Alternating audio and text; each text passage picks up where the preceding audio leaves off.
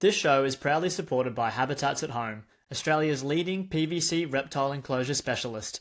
Check them out on Instagram and Facebook at Habitats at Home, and be sure to visit habitatsathome.com.au if you're in the market for a new PVC reptile enclosure or other reptile accessories. Massive thanks to Tyson over at Habitats at Home. We'd like to thank our podcast sponsor, Bay, reimagining reptile keeping through innovation. They combine quality, design, and function to create high-end 3D printed reptile products. And if you've got a unique setup or problem, they'll craft a custom solution made just for you. Check them out on Instagram at Bay. This show is proudly supported by Dan from Red Earth Reptiles. If you want to drool over some of the best looking green tree pythons in the country, check out Dan on Instagram at red_earth_reptiles. G'day and welcome to Under the Heat Lamp with Joe Mack. Today's episode number 23, and I've got with me Will Scott. G'day Will, how are you, mate? Good, thanks, mate. Great to be here. Keen to have a chat with you. Yes, it is. Yeah, likewise. This is our second time trying to record this afternoon with some technical difficulties. We've now been chatting backstage for over an hour, so we'll see if we've still got things to talk about. Yeah, try and find something to carry it through with, mate. Try not to ramble on too much. No, there'll be plenty of rambling. Do you want to just give us a rundown of your history with reptiles? Yeah, mate. Just always been into it from a very young age. Started off like probably everyone else, no different. You know, you're interested in dinosaurs and the natural world, and you find snakes and lizards, and you're interested and you want to keep them, and just kind of obviously evolved from there and continued to kind of take over my life and be an all-consuming obsession, like quite a few of us, I guess. Yeah, absolutely. And you keep quite a bit, and you do quite a lot of herping, so you've got you're a bit of an all-rounder. Yeah, it's not an easy thing to balance, but somehow here we are, still keeping at it, and probably keeping a little bit too much. I should probably cut down a bit and then pursue the herping a bit more, but it's just, difficult decisions. Tough decisions to make, and if you're anything like me, it's difficult to move on animals when you develop some sort of a connection with them, and you obviously got them because you like them. It's always hard to see them go, but like you said, there's certainly a balance there to be made. But what's your collection at home looking like these days? At the moment, obviously, I think that to no one's surprise, monitors feature pretty heavily. A good number of different dwarf monitor species and panoptes and spencers. And then also quite a few like a Gurnia species of skinks and some blue tongues and major skinks. They're all outside. Just because those social sort of communal skinks are really awesome to keep, in my opinion. And then a couple of pythons, just womas and olive pythons. Yeah, awesome. Let's talk about those skinks. I'm a big fan of those guys. The communal. Not that I've got a great deal of experience keeping them. Actually, practically none.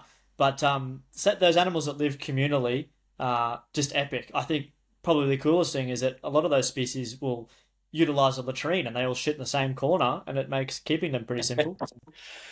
Yeah, we don't have to worry about that too much with the outdoor setups. True, but yeah, true, man, true. they're unreal. You set them up, in a nice sort of decent sized outdoor enclosure with some good rock and timber, and it's great to watch them sort of, go through the year and interact with each other, and sort of, they will shift and do slightly different things depending on the weather and whether it's summer and winter, and they're brilliant captives, I reckon, kept outdoors. For sure. Agreed. And it's one thing to walk through the rainforest in North Queensland and hear the fluttering of major skinks disappearing, but being able to actually observe them and maybe build some form of a working relationship with them must be pretty interesting. Have you seen any sort of behaviours that really stand out from the major skinks? When they get comfortable with you, mate, they'll certainly come launching at you to grab, banana or any food you're trying to put in there for them. But no, the majors, they pair up and they look out for each other. Like, I reckon a lot of the time the male's kind of on sort of more of a sentry kind of lookout duty for the female. He'll be higher up looking around. And if I put food in there, a lot of the time she'll shoot down first and get into it, and then he'll kind of keep a lookout, and then when he's sort of happy, he'll come down and follow her. Wow, that's interesting, like a real sort of hierarchy. Yeah, like a lot of them are like that. Have you just got the two in there? Yeah, I've just got a pair, and then they'll breed when they want to. I think I should have some young from them probably in the next month or two. Awesome. She's the female looking like she's gravid. Yeah, 100%, 100%. She's pretty thick. Yeah, they show it. We've got a small colony of them, actually in the large exhibit at work with the emerald tree monitors. I think there's four or five females and one male, and this male definitely does not do the behavior that you've talked about. We call him the ghost because he's slightly whiter than the rest of them, and he also is just nowhere to be seen. He comes out every afternoon at like 3:30 or 4 o'clock, which we're gone by then. Um, but like you said, they grow some confidence. Those things will chase you down. If I wasn't wearing boots, I'd be missing toes, I reckon. Yeah. Do you find they generally always get along? The, Yeah, yeah, yeah. Even over food items, like I've watched them. Every so often you'll see them battle over a pinky or something. But as soon as the pinky's split in half, they'll just eat the pinky. Um, they're not too vicious. If you try to do the same thing with emerald tree monitors, there will be bloodshed. yeah. The Agonia definitely have a bit more of a decorum than any of the monitors in that Yeah. regard. Yeah, for sure, mate. You keeping smaller Agonia? Mostly the big stuff, mate. So I think I've got New England Cunninghams, Osmas, Yakka skinks, King skinks, and I've kept a couple others over the years, but I think that's it for the moment. And in the majors, obviously, but they're Bellatorius, I think. Yeah. They are Bellatorius. Can you riddle me this? Why is a major skink's scientific name Bellatorius freeri and a land mullet's scientific name is Bellatorius majori? Yeah, Who did that? yeah, it's a good question, isn't it? I don't know, mate. You really would have thought that the major skin could be major, but here we are. No, yeah, I mean, and there's only those two species in the genus, I think, too. Like they really I know there's maybe that could have been done better. Oberoi, mate, the Arnhem Land one. Oh, forgive me, the Arnhem Land one. Yes, of course. Ah, you got me. But shit, what was I going to say about the Agonia? Oh yeah, what's your feeding regime? Like, what are you feeding the Agonia? Honestly, a mix of all sorts of stuff, whatever's on hand, like mix of fruit and veg and a bit of dog food. We'll give them, rodents now and then as well, just because obviously, keeping monitors, you tend to have plenty of those on hand. And just, yeah, whatever sort of is available. I'd no doubt, there'd be some insects and things getting into those outdoor enclosures as well, and I'm sure they'd pick them off. Yeah, no doubt. And dog food, are you giving them like a wet food or a kibble? I tend to lean more towards the wet food, but also like, a bit of kibble once in a while, you know what I mean? Just, I think, yeah, Here mostly and just a there. lot of variation. Yeah, that's awesome. That's great. It's actually giving me some ideas. I should switch things up a bit for the majors that I work with. Um, Outdoor keeping's a fun one. You keep a bunch of other things outside as well, hey? Not too much at the moment. Currently, the dwarf monitors are all indoors, but I will be moving some of them outdoors. The Panoptes are outside, and the Spencers I'm still raising up.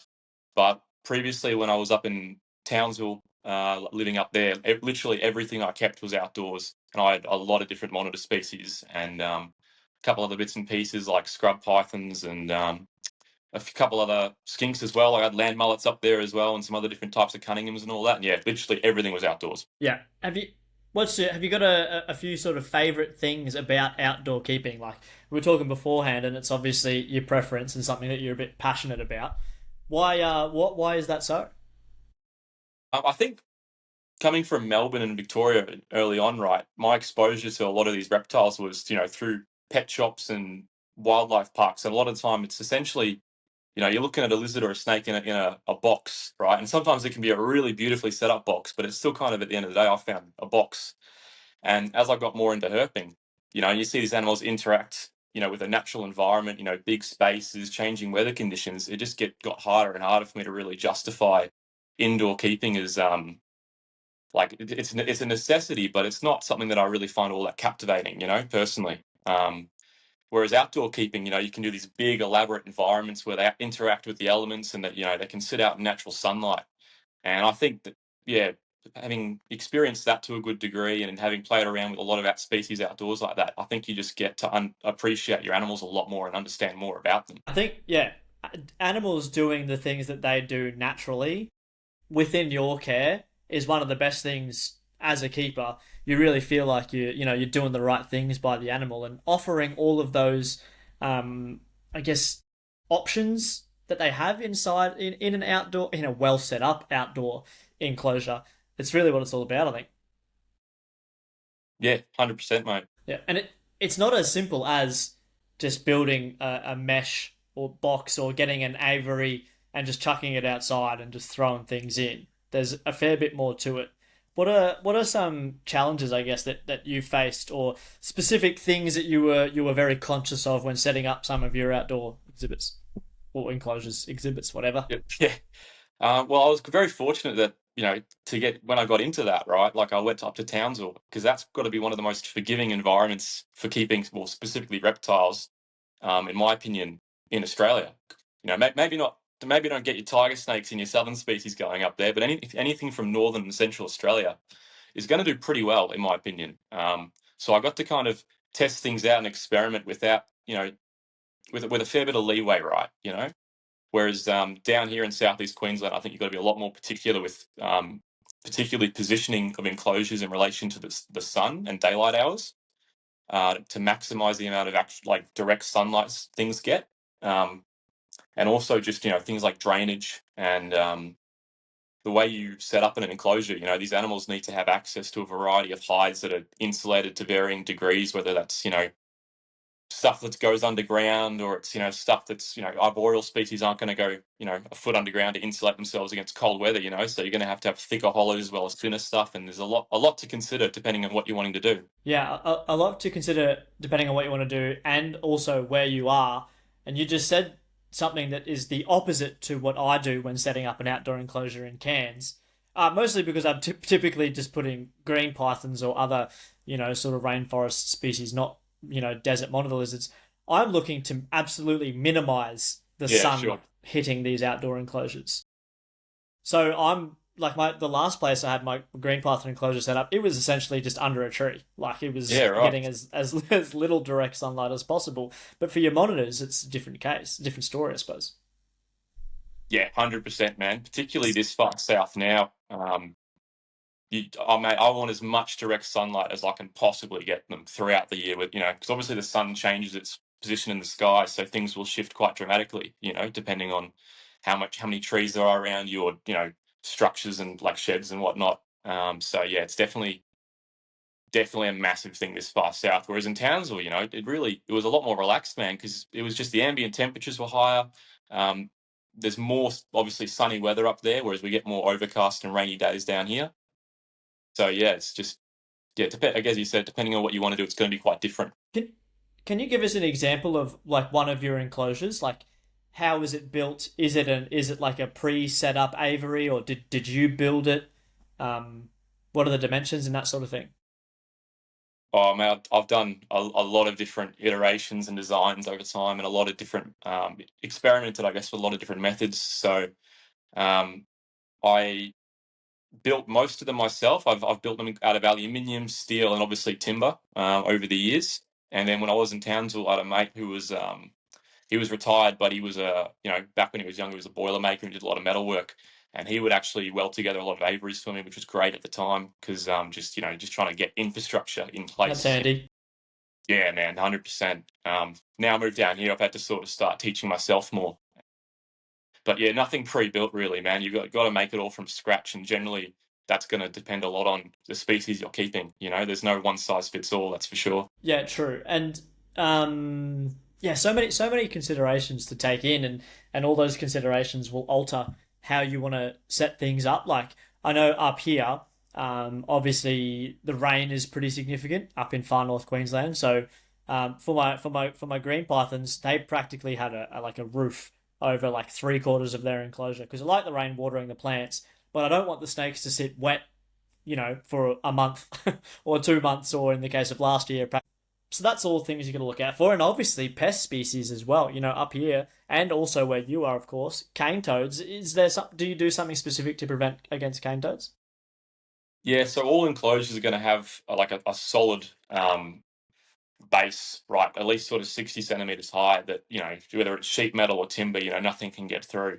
And additionally, generally my enclosures are sunk into the ground slightly, and there's like a drainage layer of gravel or sand, and then a layer of mesh across the bottom, so that no toads can really dig under and then get under and then back up. So everything's got to be completely toad proof for sure. Yeah, that's awesome. And obviously that, drainage, gravel and mesh works both ways. It stops your monitor lizards digging out, which would obviously be a significant consideration if you're keeping Panoptes and Spenceri and those sorts of big terrestrial guys. Yeah, but generally, with them, The last thing you want to see is your Spenceri walking across your road or something. no, definitely not, mate. That's it. And with them, generally, you're doing a mixture of like a finer Avery mesh for the toads, but then also heavier galvanized, like higher gauge sort of stuff that'll actually stop them from digging, because they will sit there at the end of a burrow and they will work at Avery mesh for months and they will get through it. Wow, is that something that, speaking from experience, or have you heard of that happening? They didn't escape and get out of it, but I had a wooden Panopti, sorry, not Panopti, Spencer's enclosure in place up there for a couple of years, and basically digging around looking for eggs, mate. I was, following burrow systems and that, and I did eventually find a burrow system that had managed to get through that mesh as it had kind of deteriorated over time. So they definitely can. I was just lucky that I figured it out, I guess, before they got too far. Wow, that's impressive. Um, what were the Spencer's tunnel system like? Was it a pretty series of elaborate sort of tunnels, or I guess because if you kept them outside, they've got the opportunity to dig around and just that's, I guess, their lifestyle. Those lizards just dig those sorts of burrows. So yeah, what were the burrows like? Yeah, like you said, like Spencer's monitors, mate, they're so much of their life is literally just digging. So their systems can be pretty extensive. Generally, I'd say you could say like a bit of a tunnel that'd go down to maybe a bit of a chamber, and that can have multiple entrances and exits. But when you have, expect like one or two or multiple animals, right, in a space that, that's maybe a couple of meters or a few meters um, in size, they're always going to be turning over that soil because that's what they have access to, versus in the wild where they have, potentially square kilometers, hundreds of meters, right? So those systems probably can't get as elaborate as they would, but they do, because they change so much over time as they just shift dirt around. Yeah, that's awesome. And that behavior is going to be really hard to get in a box in a lounge Yeah, room. yeah.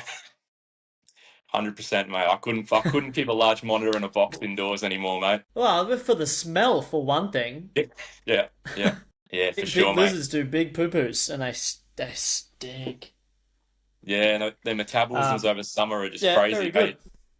Ooh. It's crazy. Yeah, they eat you out of house and home, which actually is something that I wanted to talk about. What's your I know you keep a lot of Odatria, but the people listening might not. So what's your smaller monitors sort of collection looking like, and what are you keeping them in, and how are you keeping them? Yeah, so currently I'm keeping mostly Ackies, Scalaris, so spotted tree monitors, ridgetail monitors, black-headed monitors, Tristis, black spotted ridgetail monitors, the formerly Barichi, I guess now in Solanicus, Mitchell's water monitors, It's uh, Solarcus, yeah. yeah, stores monitors, and a couple other bits and pieces. Most of those at the moment, well, sorry, all of them at the moment are in indoor enclosures, in melamine boxes, if you will. I'm hoping to build some smaller aviaries that Yeah. are somewhat greenhoused and protected, so I can get definitely the Tristis and the Scalaris outside. And we're going to experiment a bit more down here, because up north everything was outside in aviaries that were at least sort of a couple meters by 1.2 at 1.8 meters high, and so keeping them like that, I think's really changed my viewpoint on them. When you're keeping something like a Tristis or a Scalaris in a potentially a 6 foot to 2 meter high enclosure, and you're watching them shoot up, a branch in a split second, and how much they move and utilize that space, it's a lot harder to justify keeping them indoors in smaller sized enclosures. Yeah, totally. It's not a captive anecdote, but I witnessed something in Cape York many years ago, and I just thought, holy shit, we're not keeping these animals the way that we should. And it was in a culvert just near Musgrave Roadhouse somewhere or other up there somewhere, and it was April. The water was tearing through this tunnel, and there was a little Mertens just sitting on the edge of it. Not a little, it was an it was an adult Mertens, But this thing jumped in the rushing, like the clear rushing water, and it was just chilling, just moving within the water. The water was tearing, and it was just sitting like still, but like swimming up against the water, but just sitting perfectly still. If you know what I'm saying, like this thing was just, it looked like it was exerting no energy, and I was like, there's no way that we could ever replicate anything or ever get an animal to exhibit that sort of behavior in captivity. It was awesome. Yeah, man, 100%. I reckon one of my, aims eventually one day is to do massive outdoor Mertens enclosure with, concreted in rockwork and a whole, flowing creek system for them one day, and pandanus growing around it. Really do them justice in captivity for once. Ah, yeah, But we, awesome. we can dream anyway. Yeah, and we can dream. I've had pretty much zero experience with Mertens in captivity until we got some at the aquarium from Rob, actually. Man, they're so cool. They're just so relaxed. They just hang out. They don't want to fight me like the mangrove monitors do Yeah. all the time. They just hang out. Like, they're just so awesome. I'm a big fan of the Mertens. Oh, Um, 100%, mate. I, but I we agree completely. digress. Yep. We were talking about indoor indoor small monitors. What are you keeping them in? Yeah, literally just like 6 foot melamine enclosures of varying heights, mostly just out of necessity, trying to get infrastructure in place because obviously I've moved around a bit in the last few years, so it's just tricky with getting things set up constantly. But just yeah, melamine enclosures stacked full of hollows and rock work for things like ridgetail monitors with T5 UV and generally multiple basking sites, like at least 2 globes. Um, and yeah, they do pretty well in that system. I've experimented with like kind of indoor aviaries for things like Scalaris, but it's hard to get the ambient temps up to really what they need to be for those animals' operating temperatures this far south, in my opinion. Yeah, okay. What sort of temperatures are you chasing for those lizards? Um, well, obviously over winter things can cool down a bit, and that's fine. But during summer, you kind of want it to be like an ambient temperature consistently of at least 30 degrees. Like they're not really, um, when they're on, they're freaking on, man. I've also experimented up in Townsville with outdoor enclosures and greenhousing stuff. And I can promise you, man, you can keep things like Ackies at some insane temperatures, like ambient. And so long as they've got plenty of water, they just keep going. Their metabolism just kicks into gear. Like I think people don't realize how warm these animals are sitting when they're actually operating over the summer months and really, doing everything they need to do versus winter when it's cooler. Yeah, yeah, and I guess the summer months when their metabolism's high probably coincides with their breeding, which is probably a reason why feeding is such a key to breeding success with these smaller monitors. So, I guess use the Akis as an example. What's your Yes. feeding regime look like? I guess over like throughout the year and as the seasons change.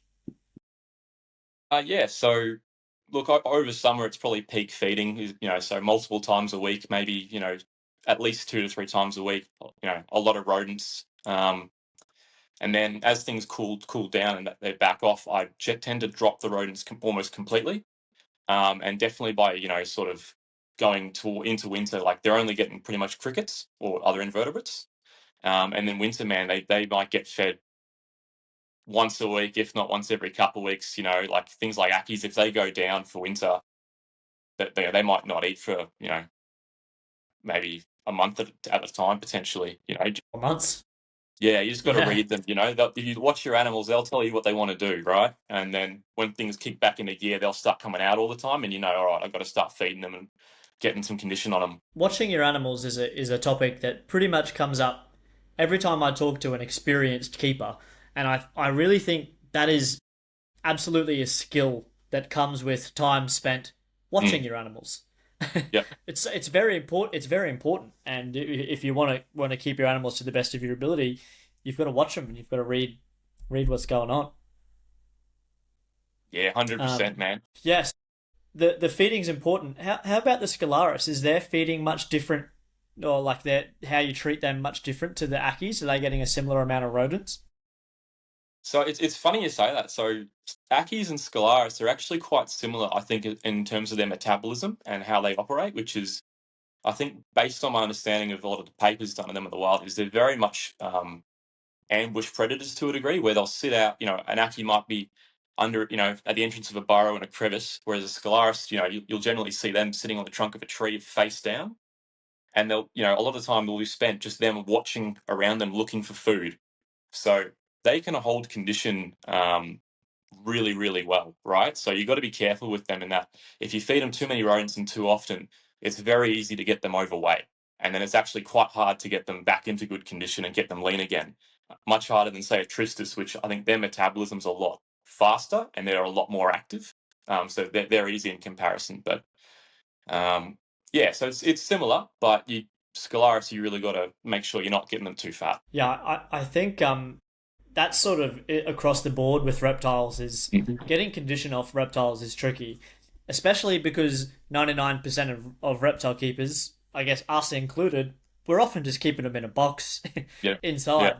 and then they're not able to exhibit their natural behaviors, which helps them to Yeah. then burn off that extra condition that they've got from probably feeding on a mostly unnatural diet of, you know, um, fast bred rodents. Yeah. Yeah. Yeah, a lot of rodents, a lot of invertebrates, a bit some of the dog food as well, like the wet stuff. Like I'm pretty particular, but a bit of that as well, just thrown in there once in a while. And I wish we had more large invertebrates to feed them. Like locusts and katydids and things like that. Like they don't. If there's anybody out there listening that has a little inkling and they're interested in producing high quality large rodents for the Australian reptile hobby, and probably the professional, the zoo side of things, I think there's a big hole in the market. I think there'd be a lot of demand for bigger invertebrates like that as feeders. Yeah, 100%. Be good. I reckon it'd be great food for them. Particularly things like Scalaris, where apparently, if they're not sitting face down on a tree, the other strategies they have is they'll sit at the end of hollows up in the canopy, and they'll wait for like large flying insects to land, in the leaves and the branches, and they'll get them. Yeah. So we're missing out on a large part of what is probably their wild diet. Oh man, yeah, absolutely. And I know just that in my experience, excuse me, I've seen the animals really seem to love locusts and grasshoppers, especially compared to a cricket. Like you'll see a monitor lizard will get a bit excited about a cricket, but if it's a grasshopper and it's flapping its wings around, they go crazy. Yeah, unreal. Have you got a favorite species to keep? Oh, it's a tricky man. The issue with it all is I think they're all amazing, really. And then that's why you end up keeping so many things because they're all awesome and they're all unique to some degree. Um, as far as what I currently keep, I'd say my top two of the dwarf monitors would be my Vertican form spotted tree monitors and the just my Barkley tableland locality ridgetail monitors. I think Ackies in particular are so underrated for what they are in the hobby, man. They are awesome lizards. If they were rare and only found in one little section of the Kimberley, they would be, so many people be chasing. They'd be worth so much more. It's only because of how successful they are at what they do. They're so widespread, and they got that beautiful ridged tail and nice, oscillated patterning and gorgeous colours. And they're a great size and temperament. Yeah, they're phenomenal in my opinion. Yeah, they really lend themselves well to captivity too, which is I guess sort of helped with how widespread they are. And did I hear you recently on the Trap Talk podcast talking about are the Barkley Ackies significantly bigger than a regular Ackie? Well, it's a tricky one, right? Because it's sort of there's variation in all populations, but in my experience, they do tend to be just a slightly larger, more robust animal on average than, say, some of the other lines I've seen in captivity and some of the other populations I've seen in the wild. Like, compared to most of the ones I've seen in northwest Queensland, I do think they tend to be bigger and I'd say just great, a bit larger in overall mass, right? Um, but it's a tricky one for me to call 100%, but that is my opinion. Yeah, of course. Nothing's ever 100% when it comes to animals. They just sort of do what they want and don't follow any rules. Yeah, that's How 100%. how big are they? Have you got Uh, an idea on total length?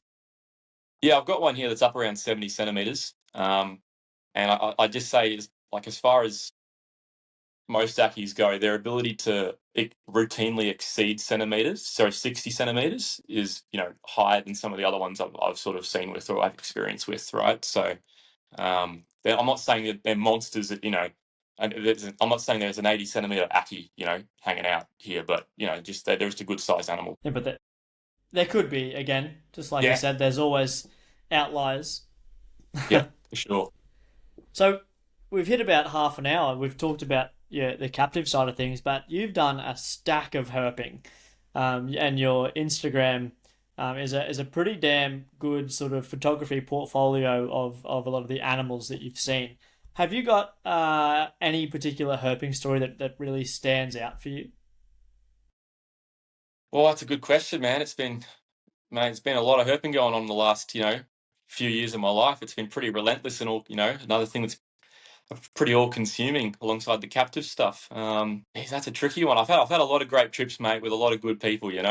Um, you make a lot of mates Yeah, doing yeah. this, I think, and just overall, mate, getting out into the black soil and remote parts of Western Queensland with people like Martin Titley, Aussie Herper, and Richie, Richie Wild Channel on Instagram, and some other mates like Jack Hawkins and Finn Hall.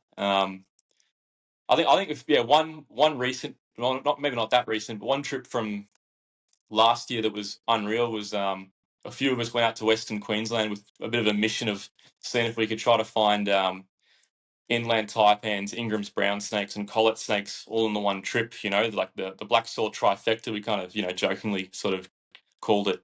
And that was an absolute mission. That was pretty brutal, to be honest with you, mate. But it was a great time, and getting to see those species out in the wild on one trip was just phenomenal. Really, yeah, unreal.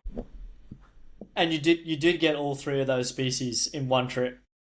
Yeah, yeah, we did. Um, Thankfully, man, it was a lot of work. We Okay, did not. well let's. Yep. I was gonna say let's break that down a little bit. How long was the trip? I don't know. How many kilometers did you do? How much sleeping happened, or was it just all sort of full bore herping action? Yeah, so me and my mate Harvey, who's down here with me, we kind of headed off up there earlier, and we were kind of doing our own thing for a bit. Uh, and we ended up actually in the Eastern Barkly Tableland for a while there, whilst the other boys came over from Cairns. So yeah, Jack, my mate Jack, Finn, um, they came over from Cairns, and then Vince, my other mate Vince, he flew in from Victoria into Mount Isa. So me and Harvey had already been gone for a while, just doing other herping, looking for goannas and stuff before we met up with them. And I think I can't remember the exact days, man, but we were out there for probably around a bit over a week, specifically doing those three species. And yeah, it wasn't a lot of good quality sleep. It was an insane amount of driving and a lot of relentless black soil cruising. Getting up at the crack of dawn and praying you're going to see a snake, and yeah, a lot of times you weren't seeing a snake. So, um, I don't think we saw a Yeah, single I elapid. mean that's nothing. Oh, I was going to say, I don't think I we was saw just a gonna single. say this is nothing to be. You go, you go. Yeah, sorry, I think there's a bit of a lag, but yeah, we didn't see a single elapid between the inland taipan and the There is. collets. Jeez, Louise, that's significant. Yeah, it was a bit brutal. I was just gonna say this is nothing to be sneezed at for anyone listening, I guess, who may be unfamiliar with the country out in Western Queensland. It is barren and it is hot, and there's sort of not much else out there other than extremely rare snakes and black soil. So to find those three species you refer to, I guess again for anyone listening, they're really like holy grail species that some people might have done 50 trips out there and not found one of them. So to find three of those, all three species in one trip is extraordinary. Oh, look, yeah, thanks, man. It was, a lot of work's gone into it over the years. Not just myself, but by a lot of mates. Just spending time out there and trying to figure these animals out. Cumulatively. So, but I think they're more common than people think out there to a degree, right? You got to nail conditions and you don't really know what you're doing, but it's definitely more doable than I think people would have thought years ago. Yeah, I guess. And those three species, I guess, luckily enough, would probably have not too dissimilar, I guess, habits. So your strategies for finding all those three species would have been pretty similar.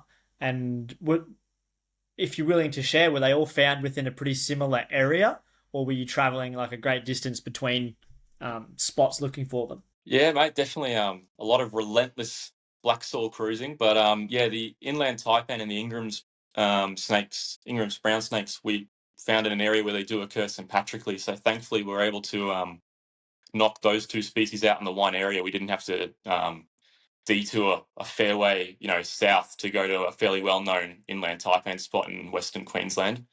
And then once we've found those two, we went over to the sort of that eastern section of black soil, more towards Winton, and obviously put a bit of time in for a collets there in a couple of different places. And no doubt stopped in at the Tattersall pub and had a couple of skewies while you were there, maybe a palmy. Yeah, some good pubs out that way for sure. Those country pubs are different, a different place. Yeah, you'll And you've spent a bit of time up in. I was you're going all to good, say mate. You you go spent for a bit of time up in Iron Range as well. I definitely want to hear a couple of stories about Iron Range. One thing that's stood out for me is you've come across a canopy monitor eating some sort of bugs on a tree. Can you tell us about that story? Yeah, so I was up there with Martin Titley, so Aussie Herping. He's a good mate, and we were just cruising around, sort of scanning, looking for monitors. Obviously, yeah, canopy iguanas and blue-tailed monitors, Dorianus, are sort of the two main species, I guess, in the way of monitors that most people want to see when they go up there. And yeah, just cruising along, just happened to see something on a log out of the left corner of my eye, and it just so happened to be a canopy iguana that was, you know, doing the classic monitor, bash something to death with your face and whatever objects in front of you. And yeah, it looked like it was some large uh, you know, rainforest weevil, and we watched it for a bit. And I tried to get a couple of all right, they were okay in situ photos before it jumped off the log and took off into the rainforest. So we got out of the car just to have a bit of a look, and we realised there was, quite a few of these weevil-looking insects on that log. So we had a pretty good food source there, and it seems. Yeah, that's epic. And as we were talking about before we started recording, is probably I haven't looked into it, but there's very little information, let alone scientific, legitimate recorded information about those monitors. So to see them or to witness them doing something like that is amazing, as opposed to, I guess, what people normally see from them is them just scooting across the forest floor or flying straight up a tree, and just being a bit of a glimpse. So that's an epic thing to observe. Yeah, man, it was great to see one of those guys like that, and hopefully, down the track, see a few more with a bit of luck, because it is a lot of luck, really. At the end of the day, I think with this some of the surfing. Yes, I tend to agree, but you can have a look into conditions and put yourself in the right spot at the right time. What were the conditions like when you found that Keith Horneye eating the weevils? Yeah, so I think um, besides the most recent time we went to Iron Range, which was this year, where we rocked up and it was just torrential downpour and complete cloud cover, and we were there for a night and found a few green pythons, just to see how common they'd be in that sort of weather, and bailed. The previous two times were both around July in the dry season, but to be honest with you, we had quite a lot of overcast, cooler weather and scattered showers, so we spent a lot of time sort of sitting around praying for the sunlight. And I'd say that particular day we had a good sunny morning, so woke up all the monitors and they were out foraging, and we just, yeah, luck was on our side, and we saw that fella. And then like, yeah, the rest of the time it was on and off, man. There was a lot of rain, and you get the sun out, you get your hopes up, and hopefully you see something. But yeah, you got to be opportunistic. Yeah, right. Have you got? This is just a bit, I guess, a bit of a hypothetical, but what do you reckon the canopy goannas are doing when conditions aren't optimal for them to be out and about foraging and whatnot? Uh, just based on what I've seen for most, arboreal monitor lizards, I think they just find a nice dry hollow to sit in, and they just wait it out, and that'll be that. They'll sort of be quite sedentary until conditions improve. Yeah, checks out. Like they wouldn't go about expending any energy in conditions like that. You think they'd just be hunkered down somewhere. I'm just likening it to our emeralds at work. The ones on display, their enclosures like 5 meters by 4 meters by 3 meters. They're practically never in hollows. They're pretty much always out basking. Obviously, they don't get cloudy days or rainy days Yeah. because they're inside. But they're never really in hollows, which is interesting. Maybe they get chased out of the hollows by major skinks. That could also be part of it. You, you could always set up a misting Um, system and see what they do. You know. Yeah, well, funnily enough, I just get in there with there's a tap in there. I just literally just hose them all down and hose everything down. But a misting system, there is an old one in there. I should fire it up and see what they do. They probably just start drinking from it, which they Yeah. actually drink really readily from a spray bottle, which is really cool. But I'd like to get your opinion on what do you think about the accessibility of Iron Range? I think that a lot of people sort of seem to think that you know, I guess foreigners, if someone wanted to come to Australia and find a green tree python, which is pretty much the center of my reptilian interest currently. A lot of people probably seem to think that it's practically unachievable to just fly to Australia and find a green python. What would you have to say about that? Oh, mate, they're the easiest thing up there. Honestly, I think, mate. I've been there in the worst, in terrible conditions, mate. You know, slipping and sliding on those tracks and nearly spinning out, like in the rain, mate. And we still saw half a dozen of them, you know, without really putting too much effort in. You know, as long as you can get there, I reckon you got very good odds. I think so. I think so too. In saying that, in 2020, I drove there. We drove for 2 days to get there. We spent 2 nights and 1 day there, and then drove 2 days to get home. And we didn't we didn't see them. In Yeah, 2020. I think it was like August. It was pretty dry, and we didn't really know what we were doing many years ago. But since then, I've found them every time I've been there.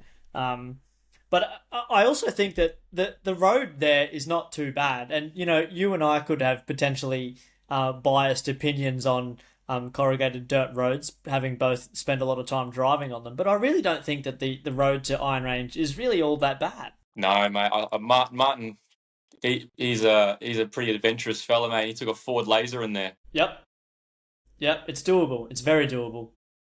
He might have nearly stalled out at one of the creek crossings. I think it got interesting for a moment there. You might have to get him on for a chat, but he did get to Iron Range, you know, find a good selection of things and get out.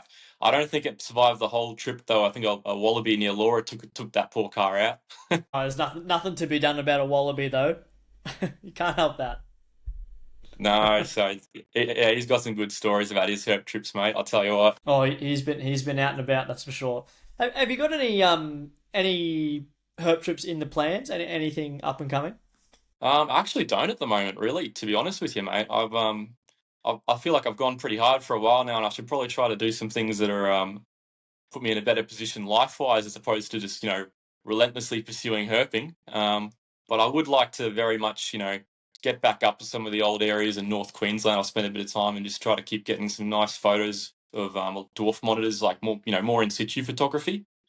Um, Particularly things like just the different types of Scalaris and all that, and yeah, just I really enjoy in situ photography nowadays, man, where I don't have to disturb the animals by getting too close or anything else, and just sitting back and watching them do what they do, in nature. Absolutely, and that's the problem with photography. And as you develop your skills, you realize that you want to go back and retake all Yeah, the photos that you've taken in the past. So you get to go back and do it all again, but better. 100%, and then you get better, camera equipment too, because obviously I think there's a fair bit, that a decent lens can get you, or getting a better camera body, right? That can take you a long way too. So then you go, oh, I've got better equipment now. I'm going to get better photos. I've got to rephotograph them again. Yep, absolutely. You know what? There are worse things to spend your money and time on. I think Herpin's pretty good. Yeah, Herpin and 100%. herp photography, but as as you said, it can totally be all consuming. If you were to plan a herp trip, is there anywhere that you want to go? Definitely, mate. I've never been to Western Australia, so there's a very big chunk of the country over there that I've yet to have any experience with at all. So very much, getting out into the Kimberleys and the Pilbara and go finding some rock monitors and everything else out there. That's definitely on the cards for some point in the future, and I'd be very keen for it. So many small monitors there. So many. Although I was talking to Reed Newell, FNQ Herpetology, when he was down here. We did a little bit of herping recently, and I think we both kind of want to go on a bit of a mission to go find those giant slender blue tongues, Cyclodomorphus maximus. They look like an unreal lizard, like just so unique. I'm not overly familiar with those. Whereabouts are they found, and what's the go with them? Uh, my understanding is like they're around the Mitchell Plateau, Mitchell Falls area, but their range probably is significantly, greater than that. They're just a very cryptic species. Um, but yeah, they're just a very, like sort of like a pink tongue skink or a sheac, but a lot bigger. And they're just living in the, I guess the areas of those escarpments where leaf litter and things like and debris accumulates, and sort of moving through that sort of substrates. And Yeah, yeah. just a tricky one to find by from what we've heard for sure. That's awesome. I'm gonna have to look those up. I'm not familiar with them at all. I know I was obviously aware that there's a bunch of different species of the slender blues, the Cyclodomorphus, but the Maximus, great name, a fitting name, Yeah, obviously. yeah, I I can see you guys over there not sleeping much, trying to track down a damn big ass slender bluey in the Mitchell Plateau somewhere.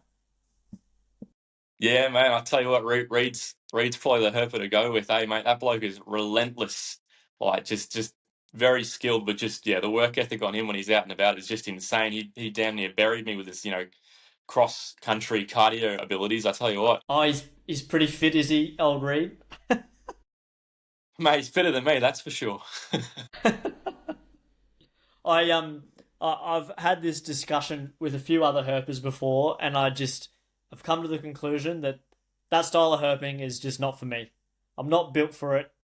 It doesn't. I'm not happy to trade off my sleep for that level of dedication of finding things. I'm happy to go on a holiday and see cool places and maybe find a reptile, but I'm not gonna just relentlessly herp for 22 hours of the day. That ain't me. Yeah, that's fair enough, mate. It's a rare breed that enjoys sleep deprivation, over caffeination, and then hiking in 40 degrees through rock escarpments endlessly to find a little lizard or something.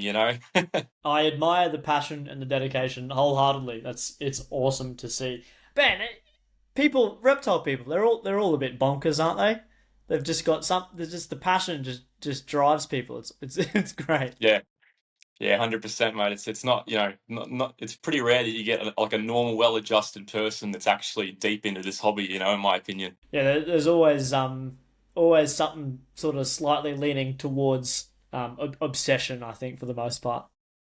Yeah, 100%, mate, for sure. Well, Will, I've kind of run out of things to talk about. Is there anything else you wanted to cover? Um, oh, look, mate, I just I think no, I'm pretty good, mate. I just think people, maybe you should experiment a bit more with it. If you keep a lot of reptiles, try keeping a few outside. You'll probably learn a lot more about those animals that you try to do it with. But just be very mindful, because obviously it's depending on where you are, then there's a lot more can go wrong outside than it can inside in a box. And also, I guess just I've mentioned a few names, but I reckon there's a few more young herpers that you could probably get on for a good chat that have better stories than me. And because there's so many of them getting out there now, getting into their herping and their photography. It's insane to see, mate. Everyone's finding so much, awesome stuff and taking incredible photos. It's unreal. Yeah, absolutely. There's some cracking people out there, and I agree wholeheartedly with you with encouraging people to do more for their animals. But you also said it very well when you said to be very mindful. There's a lot to consider. I think we should always try new things and push to try to do better for the animals, but to also be very mindful and considerate of what you are doing, how it affects the animal, and to watch the animal. Yeah, when I was quite young, Cliff guessed he was Gold Coast Monitors at the time. He got out of the hobby, but I used to harass the heck out of the poor guy over the phone. 12-year-old me.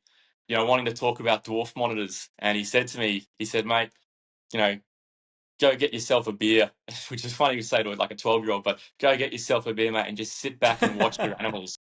You'll learn so much more just from watching them, and that really stuck with me, and I think it's been probably one of the best pieces of advice that I've gotten over the years. Really, that's helped inform how I go about keeping things. Yeah, it's so important, and it's so overlooked. I think it's just so easy to get wrapped up in having the biggest enclosure or a photo background or the Mm. newest lighting or whatever. But none of that matters if your animal's not actually happy and healthy and thriving. I guess Yeah, man, I couldn't say it better. we got a little bit philosophical there, didn't we? A bit of reptile keeper philosophy.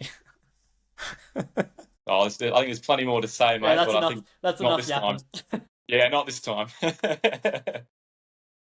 All right, man. Well, if anyone's looking for you, where can they find you online if they want to see what you've been up to? Yeah, probably just that Instagram account's probably the main place. Just Oz_Varana Day.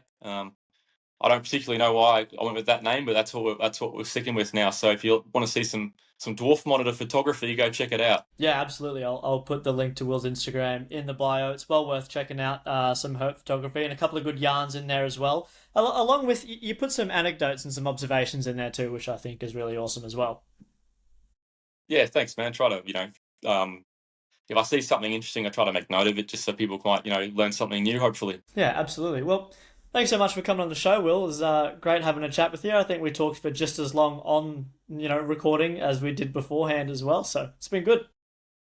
Thanks, mate.